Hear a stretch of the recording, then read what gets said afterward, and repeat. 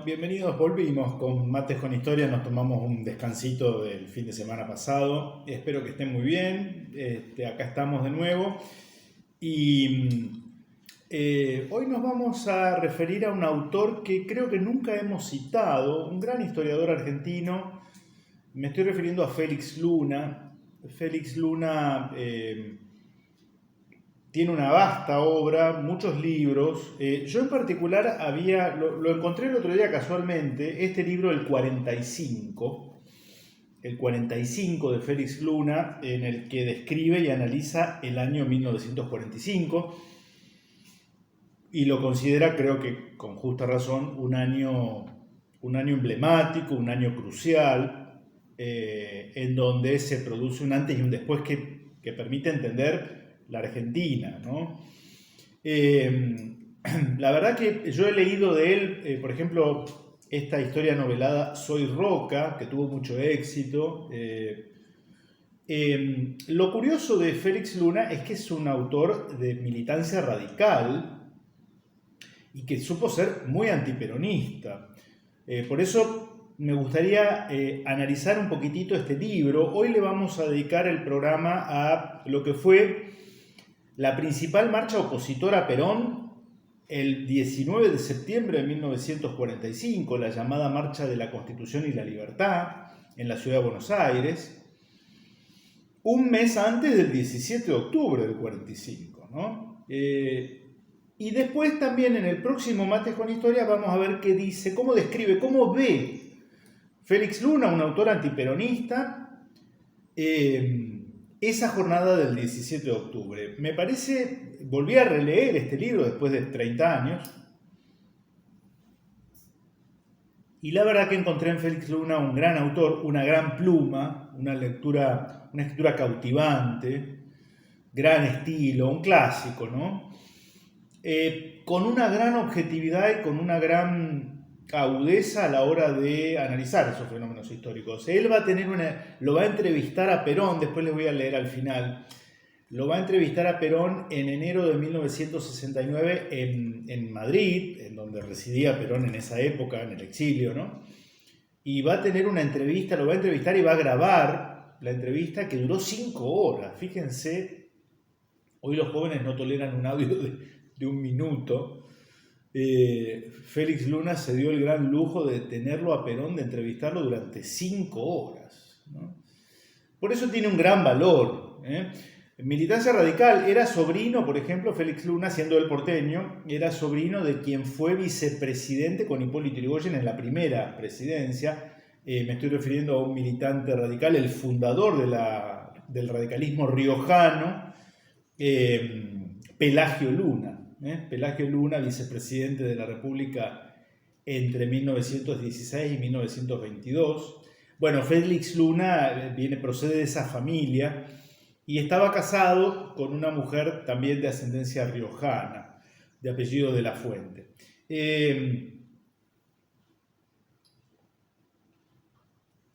La marcha de la Constitución y de la Libertad del 19 de septiembre de 1945 va a ser un poco, yo les voy a leer cómo Félix Luna la describe, y me voy a ir permitiendo para que se entiendan algunas cosas que sucedían en aquella Argentina y que explican el fenómeno del peronismo, ¿no?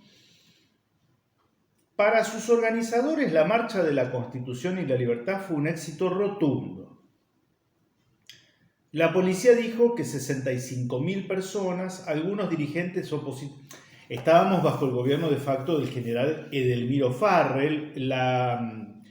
Los gobiernos de la Revolución del 4 de junio de 1943, es decir, Pedro Pablo Ramírez, Edelmiro Farrell, ya gozaban de una mala opinión en la opinión pública, porteña sobre todo, pero bueno, esto era bastante para hacer segundas lecturas, ¿no?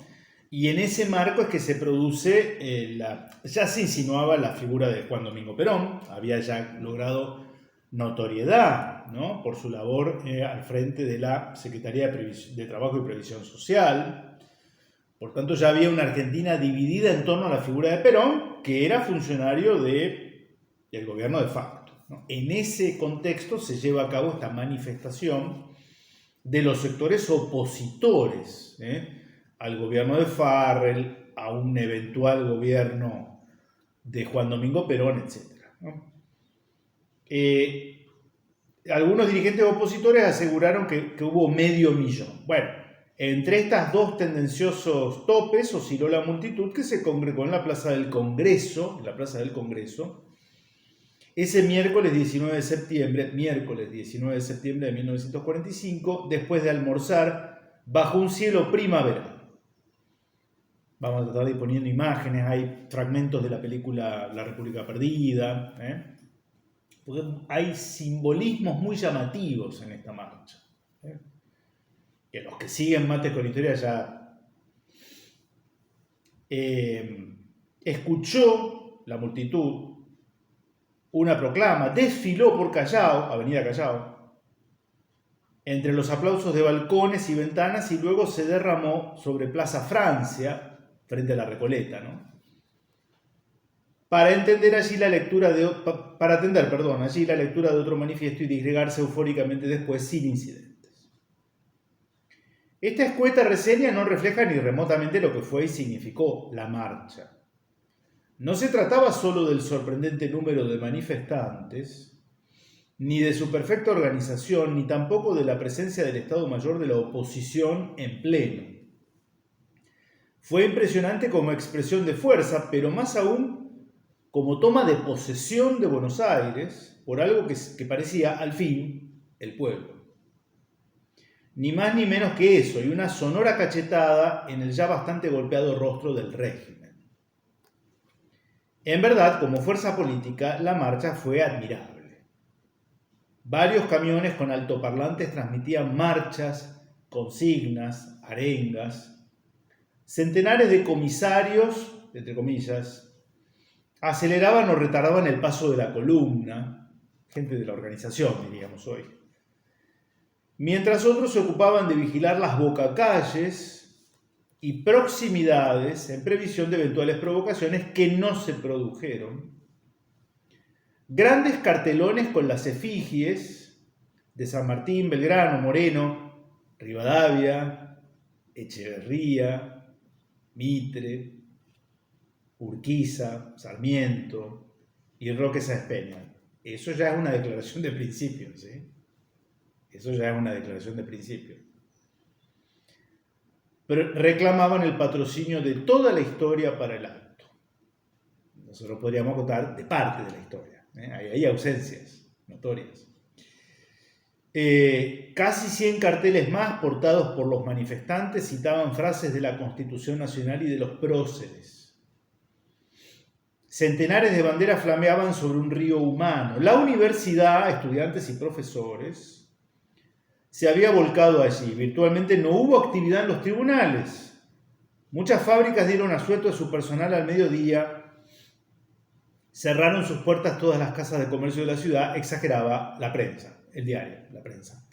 Pero no demasiado, no exageraba demasiado. La huelga de los empleados tranviarios no había afectado mucho a la concurrencia, la gente concurría a través de otros medios. Y días después, repuesta del impacto, la única voz periodística que respondía al oficialismo, La Época, diría con resentimiento, y titula, ¿qué los iba a afectar la huelga del transporte si todos iban en automóvil? Bien, en fin, la picaresca siempre presente, como verán, no hay nada nuevo en esto de materia de chicanas preelectorales o en años electorales, ¿no? No todos iban en automóvil a la Plaza del Congreso, pero la composición del público era, dice Félix Luna, antiperonista, a ojos vista, de clase media para arriba. De clase media para arriba. Sin embargo, para juntar unas 200.000 personas no se puede echar mano solamente a la clase media. Y también había ferroviarios con overol, el uniforme, digamos, y municipales con sus musolinos y tranviarios con sus grises uniformes en el aire serio y disciplinado de los militantes de la izquierda. Porque va a haber gente de izquierda ahí. Este es el preámbulo a lo que luego será, como opción electoral en las elecciones de febrero de 1946, la Unión Democrática. La Unión Democrática, partido que va a unar, mejor dicho, frente electoral, donde va a haber radicales, conservadores, demoprogresistas, comunistas, socialistas, en fin.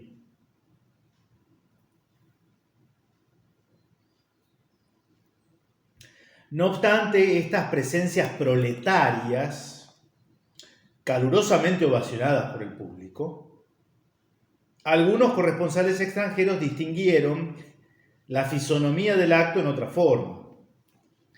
El Daily Mail de Londres, como verán, la política argentina concitaba el interés internacional. El Daily Mail de Londres diría que la marcha fue, y cita, fue una demostración política, pero ni Bond Street, la calle de la moda en Londres, ¿no?, podía haber hecho una exhibición tal de modelos, y ni aún Mr. Cochran, el conocido empresario teatral, lograría reunir tantas mujeres bonitas para exhibirlas en una mezcla de semejante de pasión política y de alegría. El Daily Mail de Londres. Le llama la atención a Félix Luna, ¿no? Después de la proclama de Plaza del Congreso, la multitud empezó a desfilar ordenadamente por Callao, Avenida Callao, hacia el norte, hacia La Recoleta. Al pasar frente a los balcones del Hotel Savoy, las figuras de Ricardo Rojas y Adolfo Güemes provocaron un aplauso constante. En la esquina de Corrientes, la manifestación engrosó con nutridos aportes de público que allí esperaba. Al llegar a la esquina de Viamonte, Callao y Viamonte, el mudo edificio del Ministerio de Guerra, Perón era ministro de Guerra también, ¿no?, fue silbado y abucheado. Rigurosamente cerradas sus puertas y ventanas, desde el quinto piso, Perón y sus colaboradores miraban las primeras filas. Y acá cita Perón, quizá una cita libre, o quizás se lo ratificó en esa entrevista años después, ¿no? Yo me voy a dormir la siesta, dijo el coronel. Sigan mirando ustedes y cuéntenme sus impresiones. Y efectivamente se fue a dormir Perón en la pequeña habitación que tenía dispuesta al lado de su despacho. Algunos de sus colaboradores se habían ocupado de que octavillas conteniendo citas truncas de Sabatini, se refiere a Amadeo Sabatini, líder del radicalismo cordobés, y una presentación jurídica contraria a la entrega del gobierno a la corte llovieran sobre la manifestación desde algunas casas. Pero fue en Santa Fe y Callao, donde se ensanchó el río humano hasta ocupar toda la avenida. ¿Se acuerdan cuando hace un par de meses dedicamos ese Mates con Historia a analizar el libro, ese fenomenal libro, ensayo en realidad, de Arturo Jauretche, El medio pelo en la sociedad argentina? ¿Se acuerdan? En donde él describe al medio pelo como sector social e incluso da detalles respecto de dónde se domicilia, dónde vive predominantemente el sector social que él denomina bastante jocosamente medio pelo, ¿no? Bueno, la avenida Santa Fe en la ciudad de Buenos Aires es un poco el límite, ¿no? El límite. Él dice de Santa Fe para arriba, para el norte. Es curioso que en algún sentido esto lo ratifica Félix Luna cuando dice: pero fue en Santa Fe y Callao donde se ensanchó el río humano hasta ocupar toda la avenida. Caras conocidas encabezaban la manifestación. Y presten atención: don Joaquín de Anchorena y Antonio Santamarina contestaban a los aplausos con elegantes galerazos.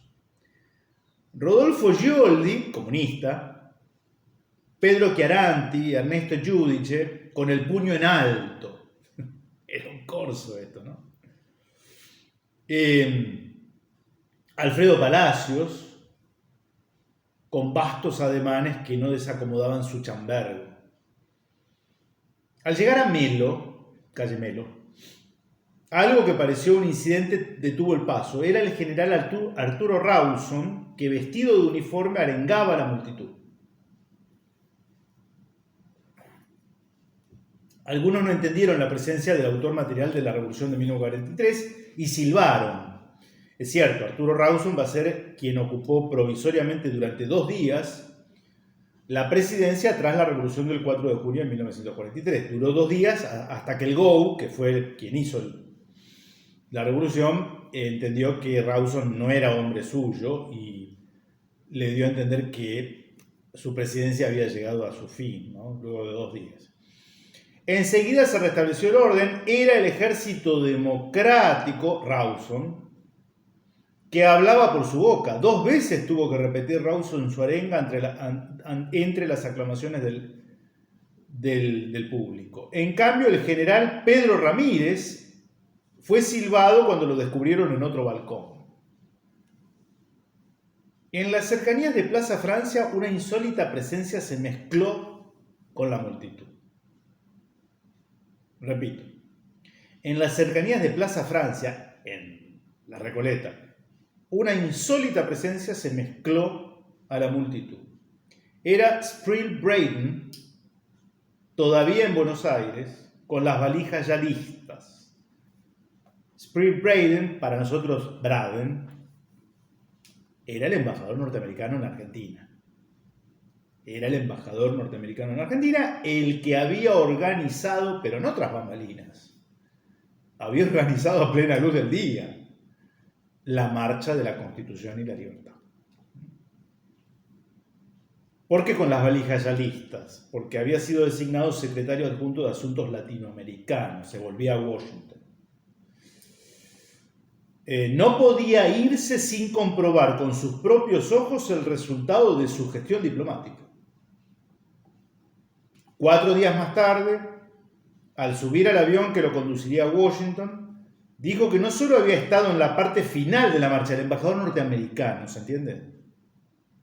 El embajador norteamericano codo a codo con los miembros de la oposición política. ¿Se imaginan ustedes? El embajador argentino arengando a la oposición política republicano-demócrata en Estados Unidos. Creo que no, ¿no? Bueno, esto pasó en Argentina. Dijo que no solo había estado en la parte final de la marcha, sino que el personal de la embajada de Estados Unidos había sido dispuesto estratégicamente a lo largo del itinerario. Félix Luna, no estoy leyendo un autor peronista, esta vez no es José María Rosa. Ellos habrán informado eficazmente sobre la cantidad y la calidad del público, aunque más difícil era reflejar la euforia, el fervor y los estribillos que se cantaban. Y acá cita un poco las consignas, ¿no? Con tranvía o sin tranvía se quedaron en la vía. A Farrell y Perón hoy le hicimos el cajón. Ven que hubo un cajón de Herminio Iglesias antes. Los más viejos sabrán a qué me refiero. Juancito, yo te decía que sin tranvía igual se hacía. Desde el cabo al coronel que se vayan al cuartel. Votos sí, votas no. Detalle, continúa Luna. O las innumerables marsellesas, bien o mal pronunciadas, que se entonaron. En esta manifestación se entonaba la marsellesa, ¿se entiende? La marsellesa. Por eso una de las figuras emblemáticas que portaban era el de Esteban Echeverría. La marsellesa. Y dice con cierta ironía, creo, Luna, bien o mal pronunciadas, que se entonaron. Al caer la tarde, Buenos Aires todavía estaba estremecida con el aliento poderoso de la marcha. Una felicidad cuya dulzura se saboreaba hasta en el delicioso cansancio de la caminata emborrachaba a la oposición. Parecía el comienzo del fin. ¿Qué gobierno podía aguantar semejante exhibición de fuerzas? ¿Quién podía poner en la calle tanta gente? Lo que no advertían quienes así pensaban era que en este país, en tiempos de fervor político, cualquiera de los bandos puede congregar de un día para otro 200.000 personas. Punto suspensivo. Y voy terminando, el video de hoy es relativamente corto, lo vamos a completar el próximo Mates con Historia, viendo cómo describe Félix Luna, realmente con una gran un gran observador, ¿no? Él fue testigo, por otro lado, ¿no? Eso fue un privilegio. Como José María Rosa, que también fue testigo, ¿no? El 17 de octubre. La prensa opositora sacó buen partido de la marcha durante varias jornadas, además de reproducir in extenso las declaraciones que de seguido hicieron los radicales, los socialistas, los conservadores, los comunistas, los demócratas progresistas, la FUA, la Federación de Colegios de Abogados, que además prohibió a los abogados de todo el país aceptar cargos del gobierno de facto, los sindicatos libres y otras instituciones subrayando la magnitud del acto, además de dedicar puntualmente sus editoriales a comentarlo, destinaron un espacio asombrosamente grande a reseñar la manifestación. La prensa dio íntegramente sus 3 primeras páginas. La Nación, también con el agregado de 2 páginas de fotografías en hueco grabado. Sería una técnica de la época, hueco grabado. El Mundo informaba de la marcha a través de 8 páginas. La Razón, 6. Medio millón de personas en la marcha titulaba Crítica. Y El Mundo titulaba Juró luchar el pueblo por el imperio de la ley. Vibró ayer Buenos Aires en un solo clamor, libertad y constitución. La Nación tituló Fue grandioso el desfile.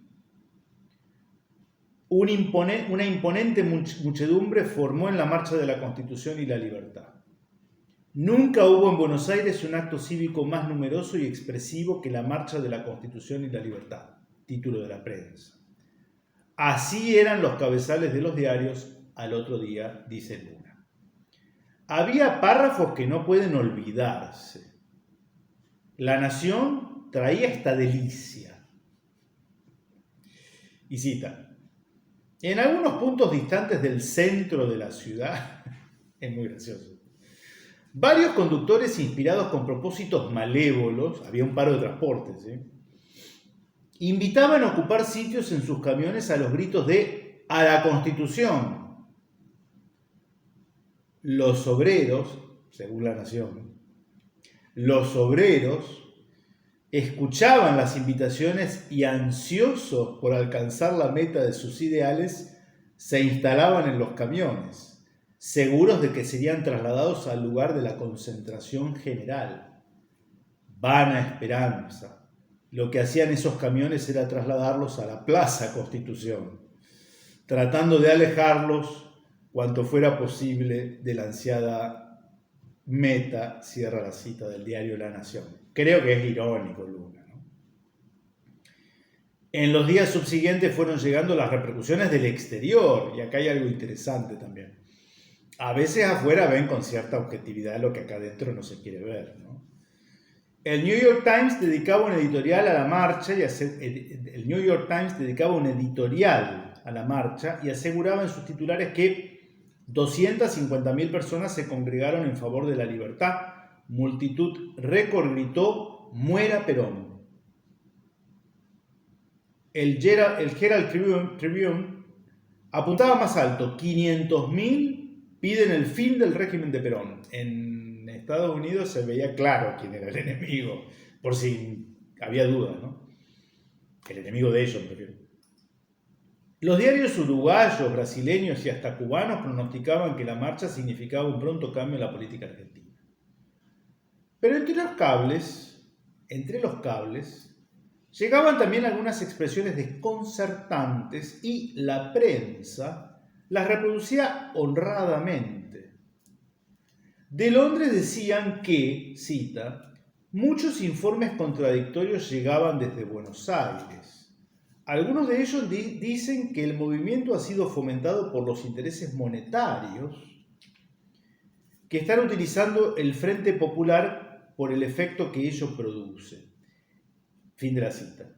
Y en Gran Bretaña también se comentaba, dice Luna, que difícilmente podía calificarse de fascista a un régimen que permitía un acto tan importante y significativo. Una muy interesante observación que hace Félix Luna, insisto, y sigue y continúa, ¿no? Bien, para no alargar este mate con historia, permítanme que leo el final de esta obra, en donde él cuenta el día que fue a entrevistarlo a Perón, les comentaba. Me parece muy interesante, por parte de alguien que depone pasiones que enceguecen la mirada, ¿no? Enero de 1969. El invierno madrileño se estira en largas cintas de niebla. Félix Luna además va a ser poeta, claramente, ¿no? Es Día de Reyes, 6 de enero. Y la ciudad, en la mañana temprano, todavía duerme. Estoy con Perón en su casa de Puerta de Hierro. Mesa por medio. Ese rostro que fue una pesadilla para tantos como yo. El rostro que abominamos con tanto fervor y sobre el cual disparábamos imaginariamente tantos tiros, tantas bombas, tantos escupitajos. El rostro que sonreía desde su retrato oficial en aquella pieza de la comisaría donde me picanearon. Fue torturado Félix Luna. En la época de Perón. Por eso el valor de que este hombre diga esto, ¿no? Afuera la niebla lo envuelve todo blandamente y el tiempo, la geografía se van licuando en su blancura. Ya no estamos en Madrid, estamos en Buenos Aires en 1945. La voz de Perón va reconstruyendo el año que me importa. No habla con nostalgia ni con tristeza. Tampoco habla jactanciosamente. Simplemente cuenta su versión de los hechos y algunas veces intuyo que su versión es correcta. Así como en otros momentos percibo que se equivoca o no quiere decirme la verdad. Está en su derecho y no puedo quejarme. Nuestro juego es limpio, de ambas partes. Lo observo mientras sigue relatando sus andanzas de aquella época frente al voraz micrófono de mi grabador. Su rostro está más ajado, y hace una rara impresión al contrastar con su pelo renegrido. Sigue siendo el tipo bien plantado, fortachón que ha sido toda su vida. Le brota una auténtica cordialidad. Es de esos hombres que ya están ofreciéndome fuego cuando uno ha sacado a medias el cigarrillo o se preocupan que el sillón en que uno se sienta no esté expuesto a ninguna corriente de aire. Es fácil hablar con Perón, establecer una inmediata relación humana con él.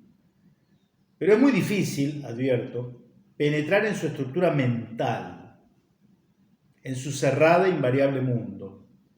No ha hecho ni hará ni quiere hacer su autocrítica. Cordialmente, con una sonrisa verdaderamente cautivante, Perón rechaza todas las objeciones, aparta todo mal recuerdo, se libra de todo hecho que contradiga lo que afirma. Hemos hablado casi 5 horas. 5 horas. En el jardín, la friolenta madrugada se ha convertido en un espléndido mediodía cortante como un cuchillo. Perón me ha dado todo lo que podía darme desde su arquitectura de recuerdos. Me despido. Cuando me estrecha la mano me sorprende algo parecido a un latido amistoso que no puedo controlar. No. Perón no me ha seducido, pero yo sé que después de esta conversación ya no pensaré de Perón lo mismo que pensaba antes. Qué tipo particular debe haber sido, ¿no? Al menos no exactamente lo mismo. Al trasponer la puerta del jardín le hago un gesto de adiós. Nunca más en mi vida veré de nuevo a este hombre. Perón está en el porche de su casa, solo, inmóvil. Es un exiliado, enero de 1969.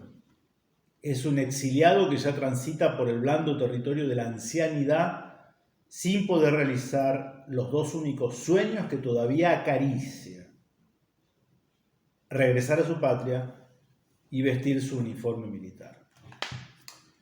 Había sido degradado del grado militar, por tanto no podía vestir su uniforme militar luego de su derrocamiento, ¿no? Después esto va a ser rehabilitado cuando asume la tercera presidencia. Bien, ven qué interesante, qué linda pluma, qué lindo estilo tiene Félix Luna, sinceramente no me puedo dar respuesta a mí mismo en cuanto a por qué no lo hemos citado nunca hasta ahora en Mates con Historia. Vaya este programa y el que viene, y quizá algún otro, como modesto homenaje a un gran historiador argentino, ¿no?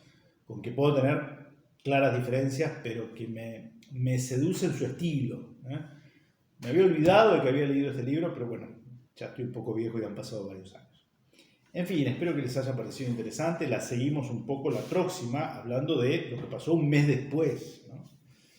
Y en esta semana particular, en la que el 2 de noviembre conmemoramos a nuestros fieles difuntos, les deseo lo mejor para esta semana. Tengamos en cuenta, no nos olvidemos de rezar por nuestros muertos, como nos invita siempre la Iglesia, y en particular, en mi caso, y espero que ustedes me sigan, por los muertos que dieron su vida por la patria, ¿eh? El 2 de noviembre recemos especialmente por ellos. Les dejo un saludo, nos vemos la próxima si Dios quiere.